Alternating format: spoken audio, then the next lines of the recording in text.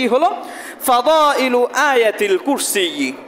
আয়াতুল কুরসি যেটা আমরা প্রতিদিন ফরজ সালাতের পরে পড়ে থাকি। আল্লাহর নবী সাল্লাল্লাহু আলাইহি ওয়াসাল্লামের একটি হাদিস রয়েছে এই বিষয়ে। عن أبي أمامة رضي الله عنه قال أبو أمامة رضي الله عنه তিনি বলছেন قال رسول الله صلى الله عليه وسلم আল্লাহর নবী বলেছেন মান ক্বারাআ আয়াতাল কুরসি ফি দুবুরি কুল্লি সালাতিন মাকতুবাতিন লাম ইয়ামনাহু মিন দুখুলিল জান্নাতি ইল্লা আইয়ামুত। আল্লাহর নবী বললেন কেউ যদি প্রতিদিন 5 ওয়াক্ত সালাতের পরে আয়াতুল কুরসি পাঠ করে, আল্লাহ নবী বললেন সে তার জন্য জান্নাতে যাওয়া থেকে কোনো বাধা নাই একমাত্র মৃত্যু ছাড়া। তার মৃত্যু হবে, আল্লাহ রাব্বুল আলামিন তার নামটা জান্নাতীদের কাতারে লিখে দিবেন, সে জান্নাতবাসী হবে।